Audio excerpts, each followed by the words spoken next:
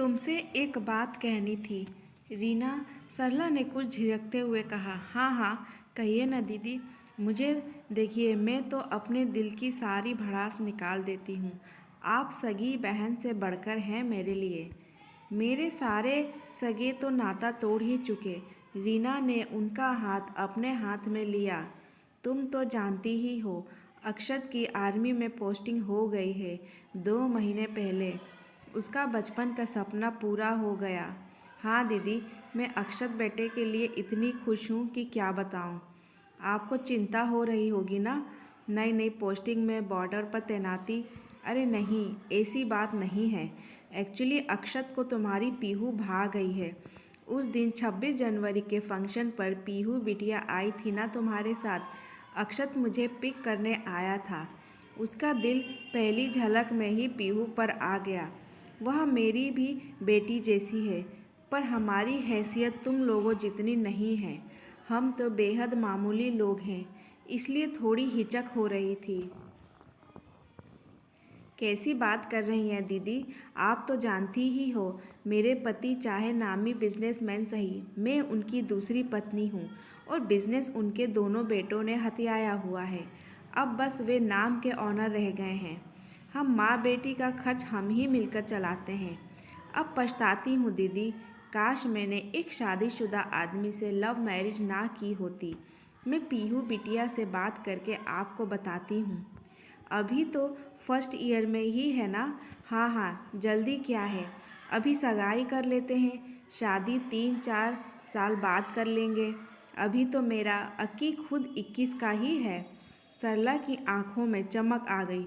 वह जिस private school में टीचर थी, रीना भी वहीं पढ़ाती थी। वह शहर के नामी बिजनेसमैन रवि कपूर की दूसरी बीवी थी। एक शानदार अपार्टमेंट में रहती थी, लेकिन उम्र बढ़ने के साथ रवि के जवान बेटों ने बिजनेस पर पूरा कब्जा कर लिया था। लेकिन सरला को विश्वास था कि एक बाप अपनी बेटी का भविष्य सुरक्षित करने के लिए बड़ी प्रॉपर्टी उसके नाम ज़रूर करेगा, और ढेर सारा पैसा भी। इसलिए उसकी नज़र रवि और रीना की बेटी पर थी। रीना से दोस्ती करने की वजह भी यही थी, वरना कर्कश स्वभाव के कारण उसकी कभी किसी से पटी नहीं थी। वह लफंडर अक्की, नो वे मम्मा, आते जाते लड़कियों को छेड़ना, फिक्रे कसना, सिगरेट फूंकते रहना नुक्कड़ पर। उफ, आपको कोई और नहीं मिला, और अभी तो मैं बस 19 की हूँ। अभी से मुझे बोझ समझकर उतार फेंकना चाहती हैं। पीहू तो गुस्से से फट पड़ी। बेटा, अब वह पहले जैसा नहीं रहा। जिम्मेदार फौजी बन गया है, और अभी कौन सा शादी करना है, समझा, बस इंगेजमेंट ही तो है। रीना ने उसे प्यार से समझाया। फौजी सुनते ही पीहू एकदम शांत हो गई। सेना की यूनिफॉर्म उसे बचपन से बहुत भाती थी। वह अक्षत से मिलने को तैयार हो गई। आई एम सॉरी पीहू, मैं कोई बुरा लड़का नहीं हूँ। वह तो गलत संगत में पड़ गया था। फिर तुम पर दिल आ गया। जब पहली बार देखा था तभी से, दूसरी बार, तीसरी बार, बार बार देखने की तमन्ना ने सिर उठा लिया। मैं अपनी हरकतों की वजह से शर्मिंदा हूँ। प्लीज़ मुझे दूसरा मौका दे दो, और घर वालों को कुछ मत बताना प्लीज़।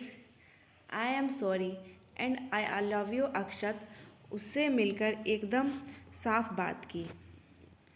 कुछ नई उम्र का नशा था, और कुछ आर्मी की यूनिफॉर्म का जादू, जिसमें वह एकदम हीरो लग रहा था। रील नहीं, रियल लाइफ का। पीहू का दिल पहली बार एकदम अलग अंदाज में धड़का। उसने हाँ कर दी। इस तरह दोनों की सगाई एक छोटे से फंक्शन में संपन्न हो गई। पर भाग्य को कुछ और ही मंजूर था। रवि कपूर अपने वकील से मिलने जा रहे थे। वे चाहते थे कि उनके जीते जी प्रॉपर्टी में पीहू का भी शेयर निश्चित कर दिया जाए। आज उन्हें अपना वसीयत तैयार करना था। कि तभी एक ट्रक उनकी गाड़ी को रौंदता हुआ निकल गया। अब दोनों माँ बेटी ही एक दूसरे का सहारा थी। कम से कम पिता का साया और नाम तो था पीहू के साथ। अब वह भी छीन चुका था। ऊपर से उनकी मौत के चौथे दिन उसके सौतेले भाइयों ने उनसे वह अपार्टमेंट भी खाली करा लिया। वकीलों की टीम ने यह साबित किया कि दूसरी शादी अवैध थी और पीहू रवि की सगी बेटी नहीं है। रीना शादी से पहले से प्रेग्नेंट थी, यह सच भी था, लेकिन पीहू रवि की ही बेटी थी, यह भी सच था। लेकिन वे माँ बेटी किस किस से लड़ती। उसके पास ना पैसे थे ना साधन। कोर्ट में बरसों केस चलता। यह सब देखकर सरला बौखला गई। वह इस बला से पिंड छुड़ाना चाहती थी, लेकिन अक्की तो पीहू का दीवाना था। वह उसे किसी कीमत नहीं खोना चाहता था। मजबूरन सरला को दोनों माँ बेटी को अपने घर लाना पड़ा, क्योंकि उनका कोई और रिश्तेदार आगे ही नहीं आया। तय हुआ कि सारे क्रियाक्रम निपटने के बाद किसी अच्छे मुहूर्त में उनका ब्याह कर दिया जाएगा। पीहू का सामान सरला की बेटी तनीषा के कमरे में सेट कर दिया गया तो तनीषा को बहुत गुस्सा आया। वह स्वभाव में माँ से भी 20 थी, लेकिन वक्त की नज़ाकत समझते हुए वह चुप रही। पीहू तो जैसे भूत सी बन गई थी, ना कुछ खाती पीती ना सोती, बस रोती रहती थी। अक्की ने उसका मन बहलाने की कुछ कोशिशें की, पर कोई नतीजा ना निकलता देख शांत हो गया। फिर उसे ड्यूटी पर भी जाना था। अगले महीने दोबारा आने का वादा करके वह चला गया। उसके जाते ही सरला अपने असली रूप में आ गई। सुनो महारानियों, ये दिन रात रो रो कर हमारे घर में मनहूसियत मत फैलाओ। नौकरानी नहीं है मैं जो तुम लोगों के आगे खाना सजाकर लाती रहूँगी। कल से घर के सब काम तुम लोग संभालोगी। वे दोनों उनके बदले रवैये से अवाक रह गईं। अभी तो 7 दिन भी नहीं हुए थे रवि की मौत को, और उनको इस घर में आए हुए 2 दिन ही हुए थे, और बामुश्किल उन्होंने कुछ खाया था। बेटा तू चिंता ना कर, बाप मरा है, माँ अभी जिंदा है। 13वीं तक सब्र कर ले, फिर मैं स्कूल ज्वाइन कर लूँगी और हम एक अच्छी लोकेलिटी में किराए का घर देखकर वहीं शिफ्ट हो जाएंगे। वैसे भी तो शादी के बाद तुझे कौन सा यहाँ रहना होगा, अक्की अपने साथ ले ही जाएगा। 1 आध महीना सब्र कर ले बेटा। रीना ने बेटी को गले लगाया। अभी कोई शादी वादी नहीं, मैं ट्यूशन ले सकती हूँ बच्चों की। डिग्री पूरी हो जाए मैं भी जॉब कर लूँगी। हम मिलकर खर्चा उठा लेंगे माँ। पीहू को हौसला मिला। ये दोनों कब तक हमारे सिर पर नाचेंगे। माँ भाई की तो किस्मत ही फूट गई। तनीषा गुस्से में थी। तुझे क्या लगता है मैं इस भिखारन को अपने इकलौते बेटे की बहू बनाऊंगी? कभी नहीं। अभी तो लोक लाज के डर से इन लोगों को घर ले आई हूँ, पर इसका जल्दी ही कुछ बंदोबस्त करना होगा। कुछ ऐसे कि बेटा भी हाथ से ना जाए और इससे भी पिंड छूट जाए। सरला की बात से तनीषा को भी इत्मीनान हुआ। इधर अक्षत 10 दिन बाद ही दोबारा घर में था और घर की काया पलट देखकर हैरान रह गया था। हर कोना चमक रहा था। बरसों का अस्त व्यस्त घर करीने से सजा था। किचन से बढ़िया खाने की महक आ रही थी। रीना और सरला स्कूल में थी। और तनीषा कॉलेज में जैसे ही वह किचन में घुसा, पीहू को खाना बनाते देखकर उसकी सारी फैंटेसी जाग गई। उसने पीछे से आकर उसे बाहों में भर लिया। पीहू बुरी तरह डर गई। उसके हाथ से करछी छूट गई। अरे डरती क्या हो जाने मन, मैं कोई पराया नहीं हूँ, तुम्हारा होने वाला पति हूँ। कब से तुम्हें सपनों में ऐसे ही देखते आ रहा हूँ। मुझे छोड़ दीजिए प्लीज़, मुझे ये सब पसंद नहीं। और कोई आ गया तो? पीहू कसमसाई। उफ, छोड़िए जी, कोई आ गया तो? कितना रोमांटिक लगता है यह डायलॉग तुम्हारे मुंह से। कहते हुए उसने पीहू को और कसकर जकड़ लिया और चूमने लगा। तड़ाक!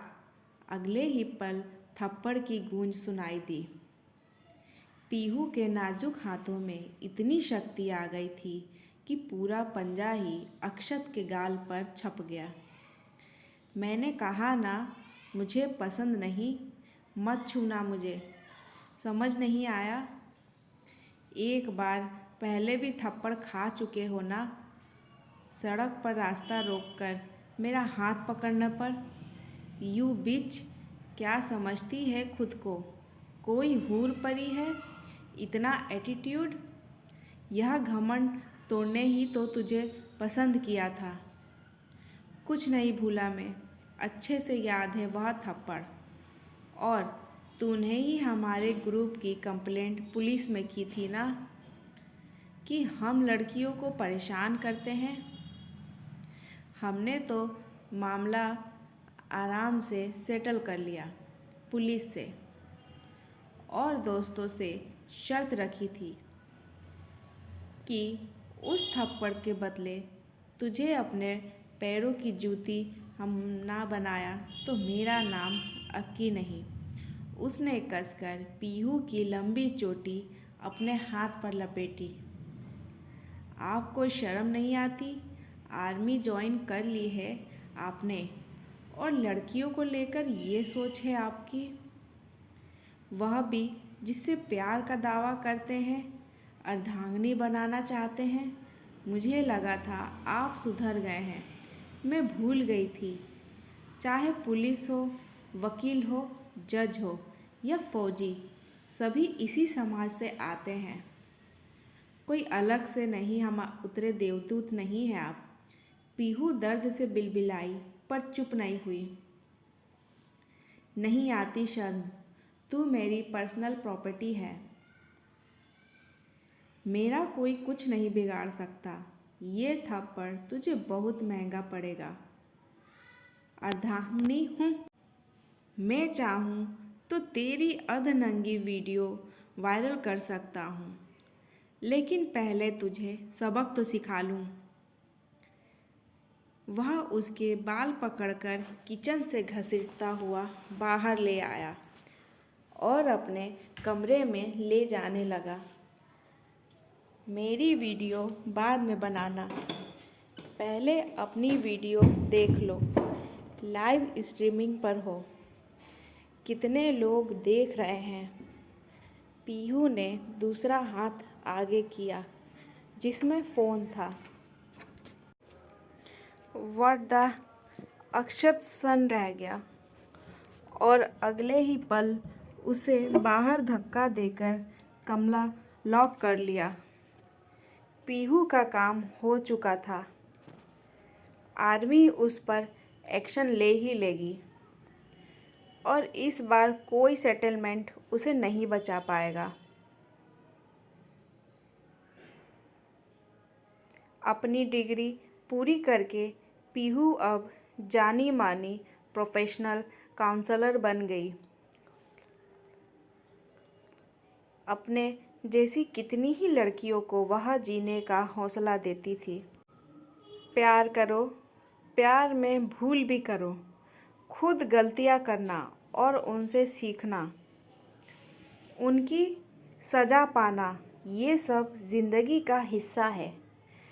पर दूसरों की गलतियों की सज़ा खुद को मत देना कभी। प्यार करो, लेकिन प्यार में अंधे मत हो। रेड फ्लैग्स का हमेशा ध्यान रखो। रॉ इमोशंस के नाम पर एब्यूज़, मारपीट, गाली गलौज बिल्कुल बर्दाश्त मत करो। वह तुम्हें प्यार करता है तो तुम्हारा सम्मान भी करेगा। जहाँ रिस्पेक्ट नहीं, वहाँ प्यार नहीं भी नहीं। अगर गलत रिश्ते में फंस भी गई हो,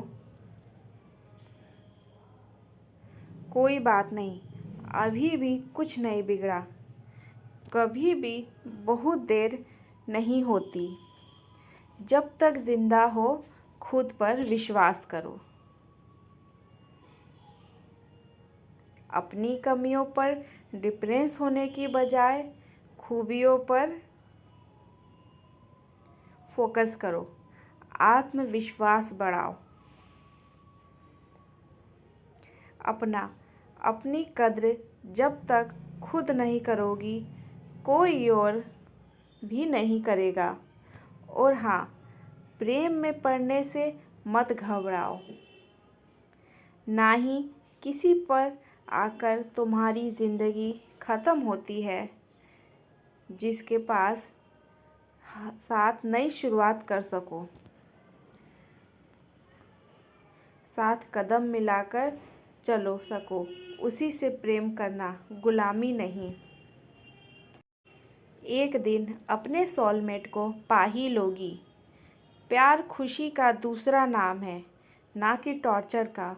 हर तरह की करवाहट से मुक्त होकर, मजबूती से पैर जमाकर, अब वह भी कई गुना ज़्यादा मैच्योरिटी और खुले दिल से प्यार को अपनाने को तैयार थी।